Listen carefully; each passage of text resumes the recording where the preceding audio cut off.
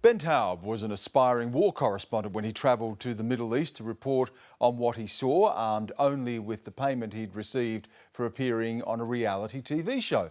The experience on the Turkish-Syrian border gave him an opportunity to learn the skills needed to stay safe in a war zone. He's now a staff writer at The New Yorker. He's in Australia as a guest of the Sydney Writers' Festival. I spoke to him earlier. Ben Taub, nice to have you on the program. You have a fascinating story, exactly what took you to the war zone in Syria. How does someone, a contestant on The Voice, as indeed you were, end up reporting in the Middle East? I had saved up they give us a small stipend because you can't work while you're on the show. And I felt as if the most meaningful use of that was to reality television is anything but reality, so to say. And so I felt as if the only way I actually wanted to seek reality and to try to understand what happens in places where the stakes are real. And I had always an interest in journalism and wanted to go... And you've been studying? I'd been studying it, and I'd been studying philosophy, particularly moral philosophy, and I wanted to go to a place that was morally complicated, where I would not carry out journalism that was sort of too dangerous for me or beyond my understanding, but instead I would go to learn how people do that. So I moved to the Turkish-Syrian border effectively to meet professional journalists who do that and try to learn their craft. So The Voice was really a function, really. It was, I will go in this, and part of the money I will use to actually go off and do what I really wanted to do. It's certainly how it turned out. It may not have been as thoroughly planned out at the beginning, but yeah. Going to such a dangerous part of the world, without experience, without a track record of journalism behind you, without the support of a big organisation, how aware were you of what you were getting yourself in for? I was acutely aware of what I think is the most important thing going into any complicated scenario or conflict area, which is how little I knew. I was very aware of the fact that I did not have contacts I could trust, very aware of the fact that I had to keep a low profile, certainly never posted on social media about my whereabouts or what I was doing, and was very acutely concerned about the possibility of putting at risk anybody who spoke to me. But also putting yourself potentially at risk as well, without the backup, without the support structure. When I was reporting these things for CNN, we had an intricate support structure around us, but you were doing this on your own. Yeah, one of the things that I think I lost perspective as I carried on. I stayed there for a really long time, and I spoke to many Syrians who had lost family members and were dealing with all kinds of troubles.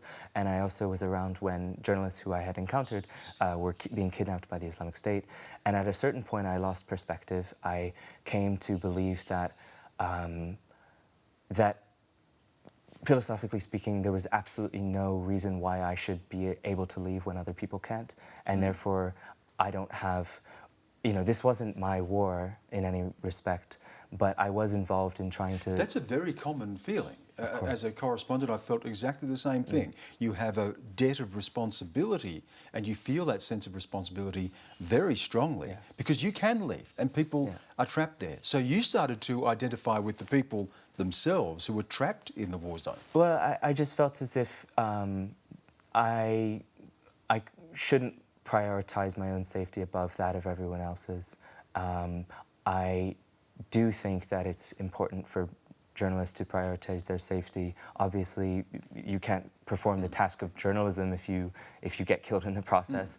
But you often can't do the job if you're not prepared to take some risk. Of course. How did you gauge the level of that risk? So at that point, I figured that the international boundary would be enough of a buffer that although I could see shelling and airstrikes from my window, if I didn't cross into Syria, it was a risk that I could manage. We often would see jihadists in the Turkish towns, in the border towns all the time. They would stay in the same hotels as the journalists and the aid workers. And so you essentially had these little crossing points where you'd have journalists, aid workers, and jihadis going in, and weapons smugglers moving weapons in, and refugees coming out.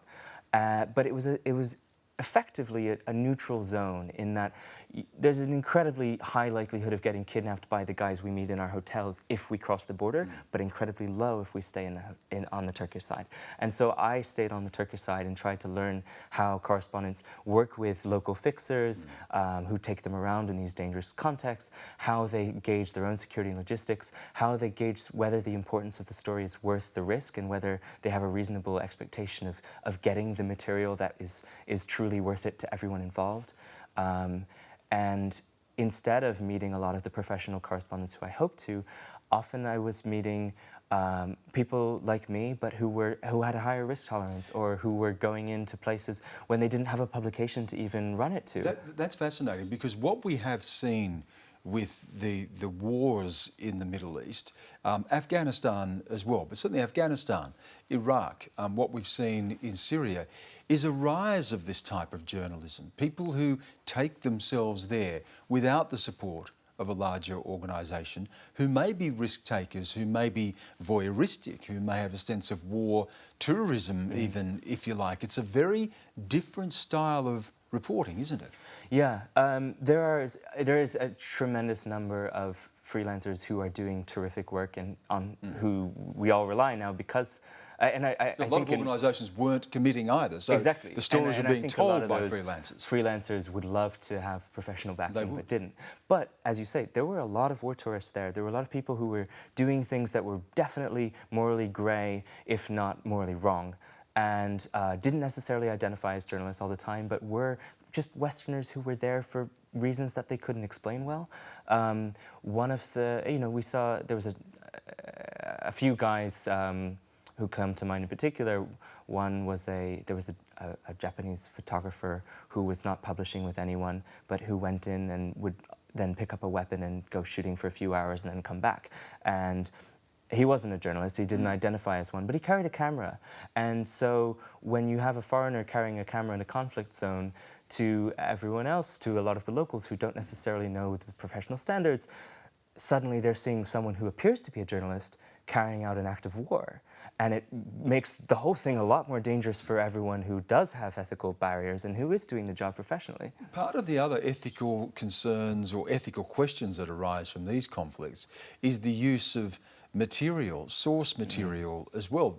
If Vietnam was the first television war, these conflicts are the first social media wars. How has that changed the nature of reporting? How do you verify information? Who is believable? In fact, is anyone with a mobile phone effectively a journalist? Right, that's a very complicated question, and I try to rely on social media as little as possible. But often in a place like Syria, that's what we were relying on. Images filmed by locals, totally. Speaking to locals over the telephone, people blogging, this type of thing. Yeah, there are also the channels of reliable verification. For example, we may see videos from a chemical attack, but then we're also getting reports from the doctors treating the victims who are also affiliated with major international organizations who can confirm, what kinds of patients they were seeing, what the symptoms were, how many died, etc. So there's a process of verification. Certainly, yeah. Not just taking the information and using that information. Not taking images at pure face value, but the images are a really useful start. One of the complicated things that I heard, I spoke to a war crimes investigator a few years back who was saying that it infuriates him when people encourage activists to film airstrikes or other acts of war, because what they're really doing is putting themselves at extraordinary risk. There's an incredibly high likelihood of getting blown up, if not in the first strike, then in the second, when they'll often, after the first attack, rescuers will arrive at the scene and then the plane or the helicopter circles back to do the double tap. And he was saying instead, the kinds of evidence that should be gathered are the kinds that actually serve in a court, which are not proof that a crime was committed, but proof of who's responsible, because you have to charge someone. Of course, in Syria, it's become a very complicated issue because it's geopolitics governs justice. And we still see this with the issues of gas attacks and verifying that and the denials and so on. I want to ask you about something else you've followed very closely, and that is the process of radicalisation. One story that you've written about was the story of a young boy who was a Michael Jackson fan, was in love with the idea of America and the West, entering talent contests, and a matter of years later is a jihadi. How does that transition take place? How does someone go on that journey? So he was a teenager from Belgium, and he grew up in a context where in his early teenage years he began to feel sort of socially isolated. There were some problems at home, and he converted to Islam in a very healthy context. He joined a local mosque, a very prominent and well-intentioned local mosque, but was quickly, partially because he had no religious background, his parents weren't Muslim, he was vulnerable to people telling him that what the mosque was saying was not the full version. And so other teenagers who knew him came to him very quickly and said, no, they're not telling you the whole story. They won't talk about jihad in the mosque. Come with us. And they isolated him and brought him away from the mosque into what was essentially the most successful radicalization complex I've heard of in Europe. And this is a very common story, isn't it? Someone who feels isolated, disconnected, who is looking for belonging, and then falls prey to this type of radicalisation. Absolutely. Small group dynamics and being a part of something meaningful are something that I think every young person is seeking, and probably a lot of not young people are seeking as well.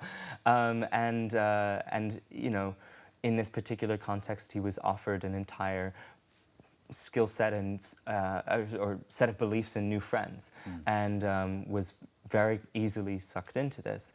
And he was indoctrinated in a very, very thorough program called Sharia for Belgium, where there was a proper 6-month syllabus that they all had to complete. Ultimately, that cell, which was run out of a single apartment in Antwerp, sent more than 50 young people to Syria and Iraq, and many of them. Where did he finish up? So he went to Syria. Sort of after all of his friends had already gone, he felt lonely and wanted to go where they were, and they invited him to come to Syria, and immediately they were part of the Islamic State. As soon as he got there, he realized that it wasn't what he had thought it would be, and so he wanted to come home, and his own friends then considered him a spy, imprisoned him, tortured him. He ultimately was held with Western hostages, some of the journalists, and his testimony when he eventually escaped and went back to Belgium not only was used against his comrades in court, but was also the first proof that a couple of those journalists were alive. It's an extraordinary story. I want to get your thoughts to finish up on the Syria conflict and where it is heading. Of course, it began as a civil war. It has morphed into something much more than that, a proxy war of regional powers, and now an international conflict. The recent strikes by the United States and France and Great Britain, Russia's involvement, Iranian involvement, the possibility of an Iran-Israel conflict arising out of this. Where do you see this conflict leading? I feel as if at this point it's impossible to know. What I can say, though, is that what I think is a real problem, and one of the reasons why it's escalated so dramatically, is that there's zero path to accountability. Because Syria is not a member state of the International Criminal Court, the only referral mechanism is the UN Security Council. Now, Russia in 2014 has a veto, blocked that measure. And for them to now allow that to go forward would be essentially to refer themselves to the International Criminal Court because they're so deeply involved in a lot of the war crimes. But by having no path to accountability, I think that essentially the Syrian government and its allies has used the Rome Statute, the ICC's founding document, not as a list of prohibitions, but as a list of as a strategy for carrying out its campaign. And as you say, no way of actually prosecuting this or verifying this. And there are verification is done, though. There's actually, so the war crimes investigator I mentioned, they've smuggled more than 600,000 Syrian government documents out of the country, and they've used them to rebuild the chain of command. But then, of course, you get the denials, as we see from the Syrian government themselves and the Russians themselves. Wouldn't hold up in court. I'm just wondering, just finally, ultimately, are we looking at the balkanisation of Syria? Are we looking at a settlement, if it ever comes, where different groups lay claim to different parts and that the Assad regime, supported by Syria and Iran, maintains control over the areas that it maintains dominance? Yeah, I mean, the Assad regime has successfully now gained control of the Damascus-Aleppo axis and the 4 or 5 towns, important towns along that route. Out in the east of the country, you have, Raqqa and Deir ez-Zor, which had been under ISIS control and are now largely under control of the Americans and the Syrian Democratic Forces, which is a Kurdish force. That won't stand for the long run. Whether it goes back to essentially some form of ISIS in the end, whether it's held onto by the Kurds, even though it's a predominantly Arab population, whether the Syrian regime ever regains control is a really big open question. I think it's clear that a majority now of the population has been displaced, whether externally or internally, and that cannot make for a healthy country no matter what. Where exactly the war goes is really just a terrible open question. Certainly no end to it in sight, which is very sad. Good to talk to you, Ben. Appreciate you coming in and enjoy your time in Australia. Thank you so much, Dan.